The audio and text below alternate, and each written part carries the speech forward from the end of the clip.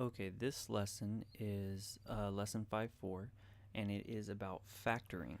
So we're going to talk about factoring in a few different situations. I'm going to show you one general method that works to factor a quadratic expression no matter what, and then a few specific cases and how you can apply that. Okay, so first, when you're factoring a quadratic expression, the very first thing that you want to do to simplify the problem is look for the greatest common factor. See if there are any factors of these three terms that all three terms share in common. Okay, so 4x squared, the factors that 4x squared has in common, if I was to write it out in simplest form, oops, made a mistake there. That'd be 4 times x, and 4 can be written as 2 times 2 times x times x. So this term, 4x squared, has a 2 in it, a 2 in it, an x in it, and an x in it. This next term, 20, okay, so 20 could be written as 2 times 5 times x, and that's as simple as you can, 2 times 10 times x, or 2 times 2 times 5 times x. That's as simple as you can write it. These are all prime numbers, so I can't simplify them anymore, and I can't break down x anymore. And then negative 12, I can write negative 12 as a factor. I'll just write negative here as 2 times 2 times 3. So this is the prime factorization, that's what that's called, for each of these terms. And what do these terms all have in common? These first two terms have an x in common, but this third one doesn't have an x, so you can't factor out an x. They all have a 2 in common, and in fact they all have two 2's in common, so they all have 4 in common. So I can factor out a 4, and if I pull out the 4 from here, I'm just left with x squared. If I pull out the 4 from here, I'm just left with 5x, and if I pull out the 4 from here, I'm just left with 3. So this doesn't actually factor anymore. So this would be as factored as this problem can get. Yeah, so that's kind of the long way to do it. You could also just look at this and see, okay, 4, 20, and 12, they all have 4 in common. So if I pull a 4 out, that leaves this term as x squared, this is 5x, and this is 3. So you should get to a point to where you can do this. If you need to write it out into prime factorization at first to get used to it, go ahead and do that, but you should get to a point where you can just look at the problem and figure out the greatest common factor of the three terms. Okay, so those are a few more examples, and I'll do those in the extra help video. Alright, so now this problem, we're going to factor this, and I'm going to show you first the general method that you can use to factor any problem with, and then I'll show you kind of a shortcut for this.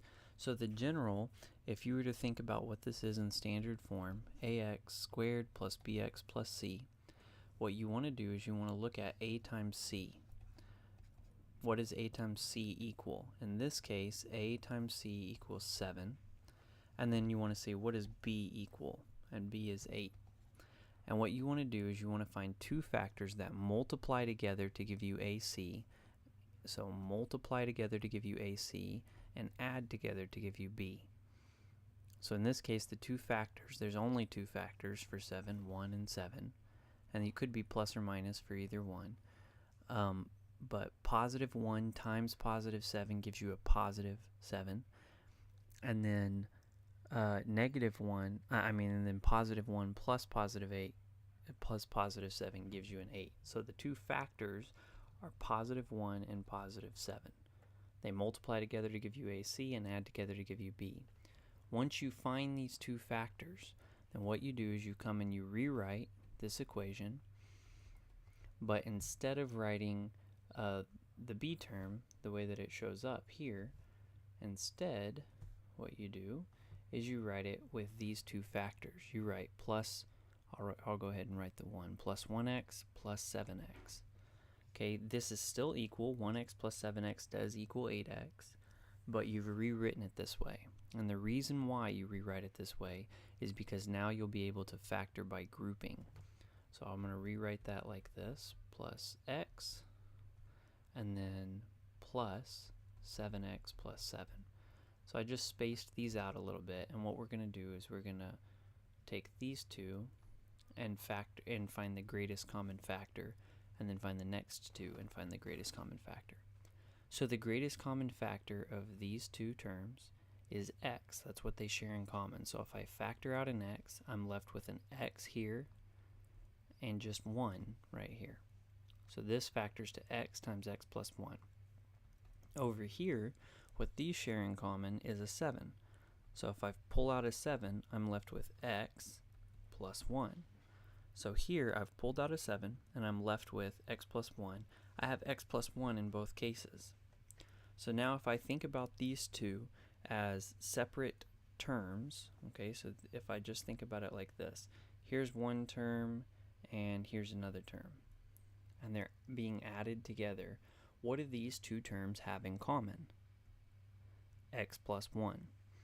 So I can actually factor out x plus 1. So if I pull out that whole term, x plus 1, that factor, since it's being multiplied, it's a factor. If I pull out that x plus 1, from here I'm left with just x, and then from this second term I'm left with a positive 7. And if I were to multiply this out, if I was to distribute this, x plus 1 times x would give me this, and then if I were to distribute it times the other one, I would get 7 times this. I don't want to distribute it, I was just showing you that these are in fact equal expressions. So I can say these two things are equal.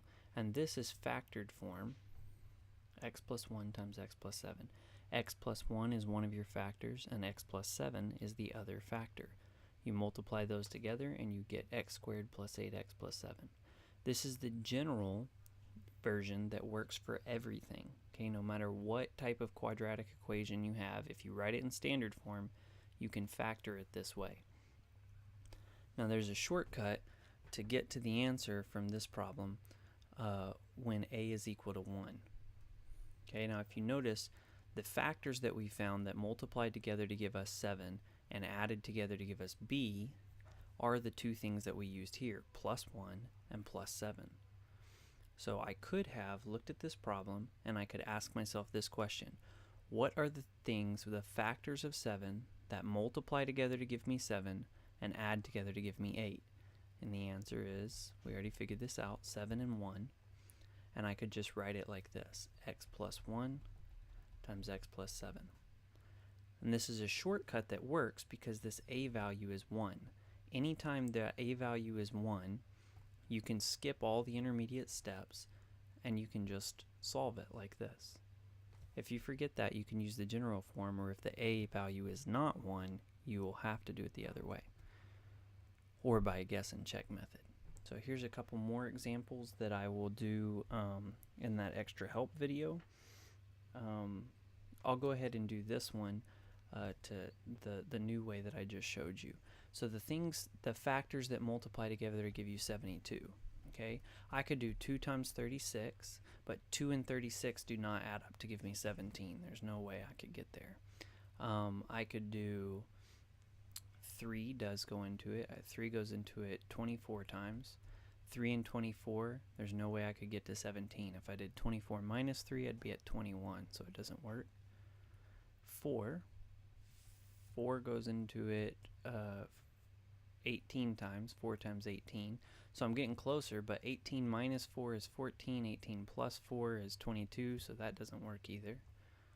5, 6 and 12. There's no way I can get to 17 from those two. And then I think the next one is the correct answer, 8 and 9. If I add 8 and 9 together, I get 17.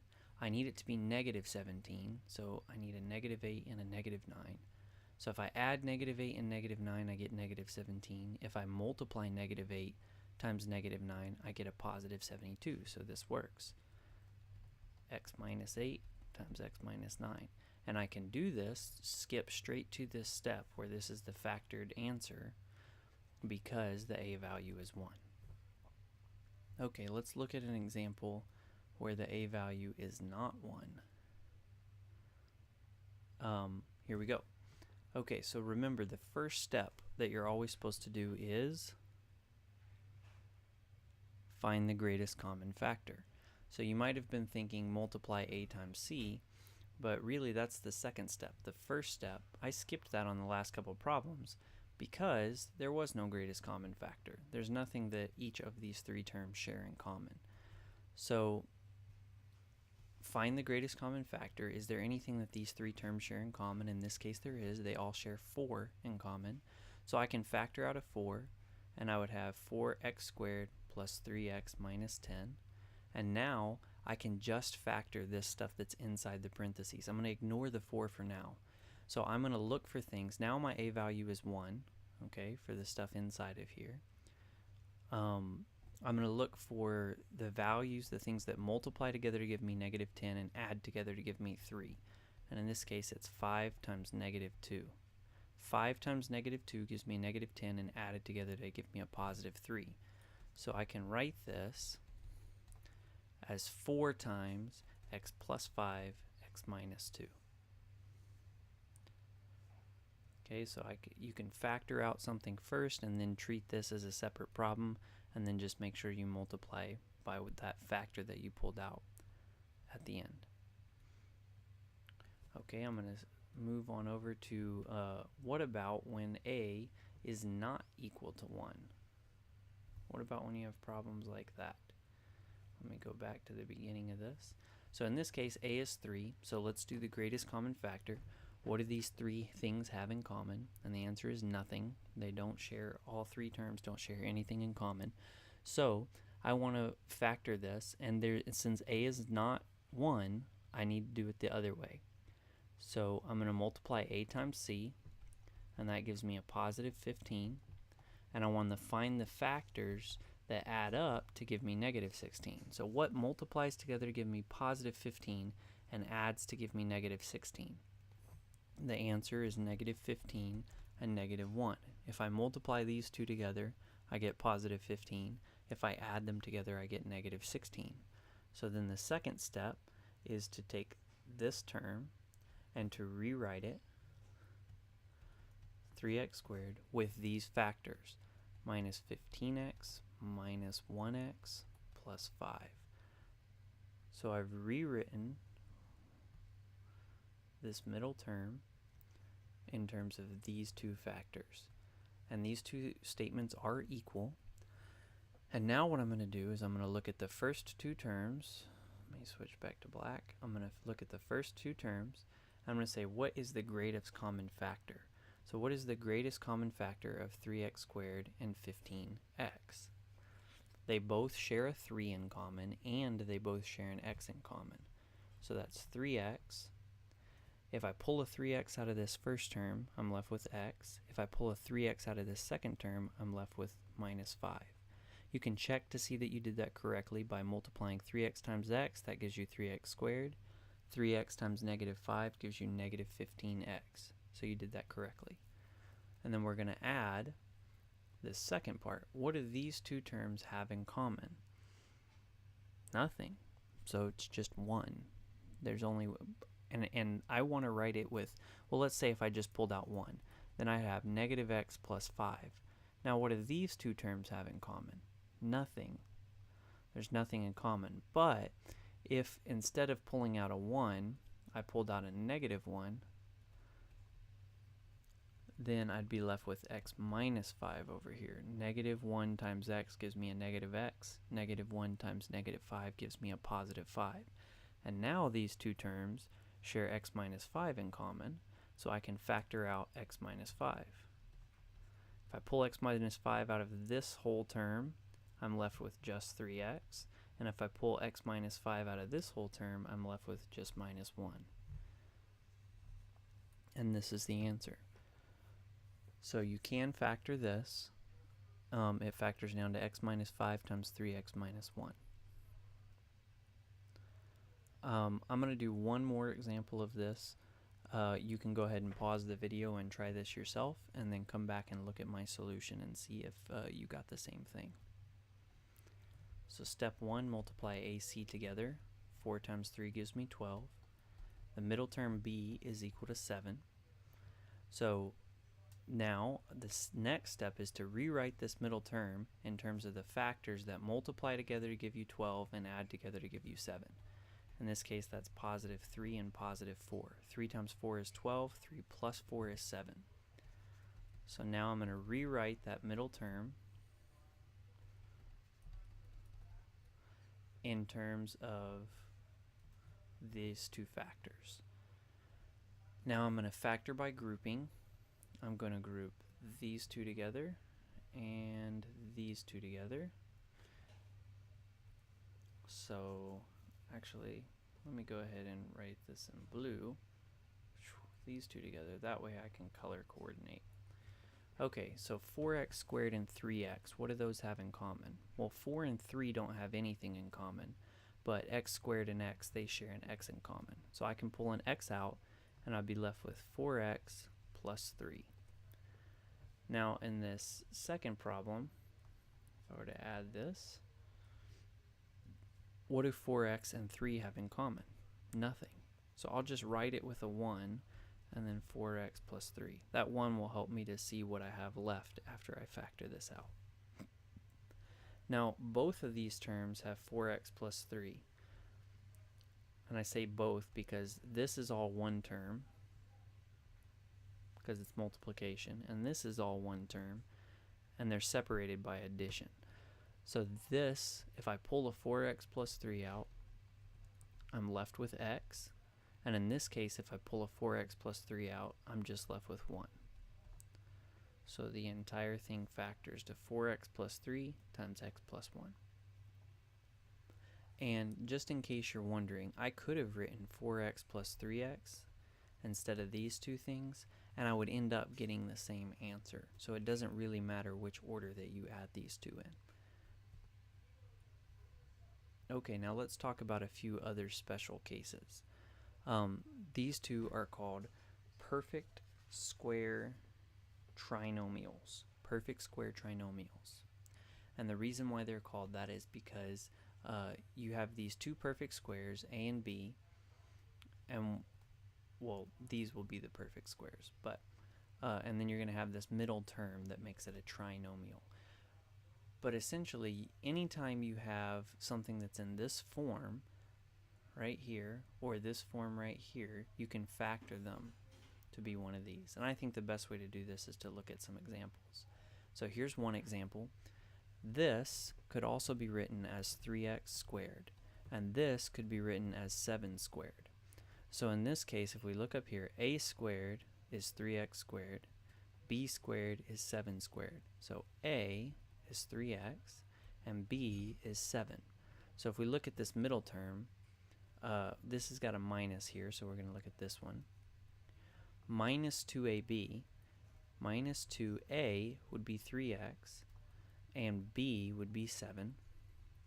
And if we look at this, these are actually the same thing. 2 times 3 is 6, 6 times 7 is 42. So this has a perfect square as its first term and a perfect square as its last term, and its middle term is 2 times both of those perfect squares. So it falls into this special case where we can factor it without having to do all of that long work, and I can write it like this: a, which is 3x, minus b, which is 7, squared. I could do this the other way, but I'll leave that as an exercise because I don't want to do it, but you could multiply a times c, 9 times 49, and find the factors that added up to negative 42, and then you could solve it the way that we've solved the other problems. And if you don't remember this formula, that's what you'll have to do. But if you do remember this formula and you can recognize, hey, this is a perfect square and this is a perfect square, 9 and 49 are both perfect squares. So this might be one of those special cases. When you see those, really look at them and make sure that you can solve them this way, because it'll make it a lot easier. So here's another example. I want you to pause the video and try and solve it yourself. Okay, so this first term, 64, is a perfect square. a is equal to not 4, I wrote that wrong, 8x, because 8x times 8x gives you 64x squared. B is equal to 1, because 1 times 1 gives you 1. There's a minus sign here, so we'd be dealing with this example, and we need to make sure that this really is this type of problem by doing 2 times a times b.